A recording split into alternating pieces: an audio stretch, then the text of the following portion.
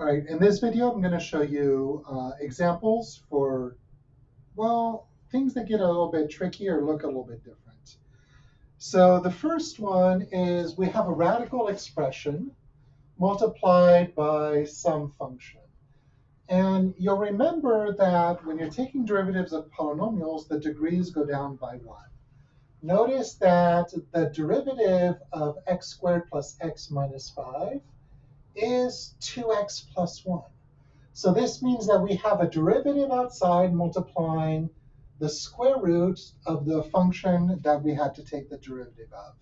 That is the exact setup we need for a u substitution. So we're going to take u to be this inside piece. And then our derivative will just be 2x plus 1 dx. So this is going to work beautifully. So u is x squared plus x minus 5. Du will then be 2x plus 1 dx. And so our substitution becomes the integral of square root of u du. It looks way simpler this way once we've done the u substitution, because all the nasty pieces get swallowed by this new variable. And so we end up with the antiderivative for square root of u. Now, square root is just a power 1/2. So this is the integral of u to the 1/2 power du. To take the antiderivative of a power, we raise the power by 1 and divide by the newfound power. So 1/2 plus 1 is 3/2 divided by 3/2 plus c. And now all we need to do is plug in our u back to get x squared plus x minus 5 to the power 3/2. We have divided by 3/2 is multiplied by 2/3 plus c. And there we have it. So this first example, not bad.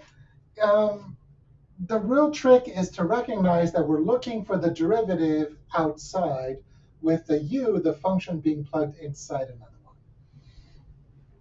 For the second example, things are a little bit weirder because it looks like we have a derivative up top of 2x plus 1, but 2x plus 1 is not the derivative of 16 plus x squared. So we're going to have to do things a little bit differently. The derivative of 16 plus x squared is just 2x. So we could definitely split this up into two pieces. So this will be the integral of 2x over 16 plus x squared dx plus the integral of 1 over 16 plus x squared dx. Now, this first piece is good, because here I can set this to be my u. And then du is just 2x dx. So I end up with the integral of du over u, as expected. But here, I don't have any derivative up top. I've got basically nothing. I'm just in trouble. Except that we have to remember, back in Calc 1, we learned the following. If I take the derivative of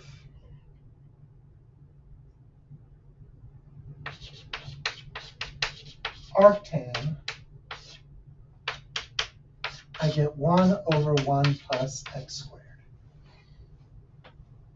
So arctan is the inverse function for tangent, and its derivative is exactly 1 over 1 plus x squared.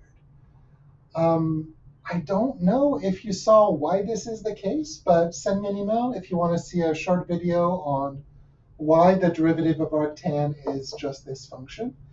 But this is going to be super important because 1 over 1 plus x squared looks a lot like this. So we should be able to integrate it and get some version of arctan. But first, we kind of have to set it up because I want a 1 here and I want a 1 there. And right now, I don't have that. I have a 1 and a 16. So I'm going to force that to happen by dividing both terms by 16.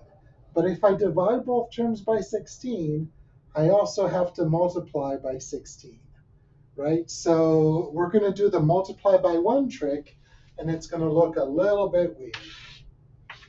So 1 over, I'm going to do 16 over 16 times 16 plus x squared dx. So this is my number 1. The 16 on the denominator, I'm going to distribute to each of the terms here. The 16 here, I'm going to pull it out front as a 1/16. And so I end up with the, let's go ahead and do this antiderivative, right? So here we have du over u. The antiderivative of du over u is the natural log of absolute value of u. We'll have our plus c later because it'll come from here. Plus, here I'm going to have a 1 over 16 times the antiderivative of 1 over, so 1 over 16 times 16 is 1. And then I'm going to have x squared over 16 dx. OK, so this is making progress. Now my problem is that here I have x squared and I'm divided by 16. What I really want is just a single variable. So I am going to need to do a u substitution here. But to do that, what I want is that I have something being squared. And my something is going to be x over 4. So I'm going to take one more line to write what that looks like. So let's deal with our natural log of u. My u here was 16 plus x squared. So I have natural log of absolute value of 16 plus x squared. Plus, I have my 1 over 16 right here,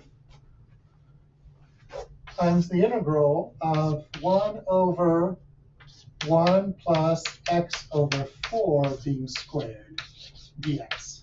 4 squared is 16, so I can pull out the square from the top and the bottom. This is just power rules. OK, so now I am ready to do u substitution over here. My u is going to be x over 4.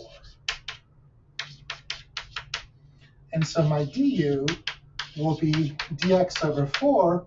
In other words, dx is going to be 4 du.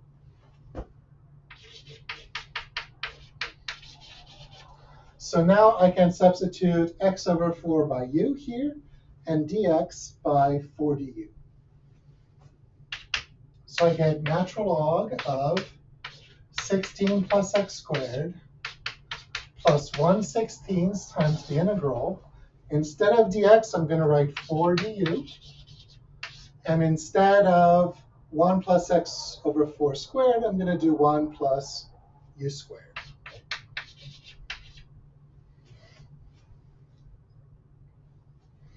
OK, and now this 4 I can pull out here.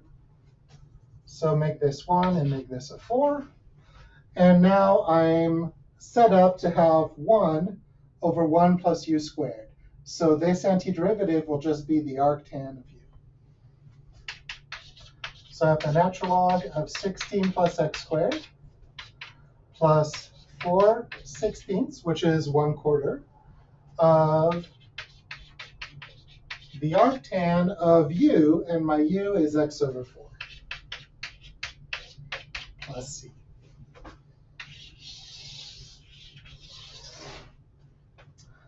That's pretty much as complicated as u substitutions get. It's a nice trick, but there's a lot of moving parts. So these problems can be a little bit long, tricky, but stick to them and you'll get through them. Good luck.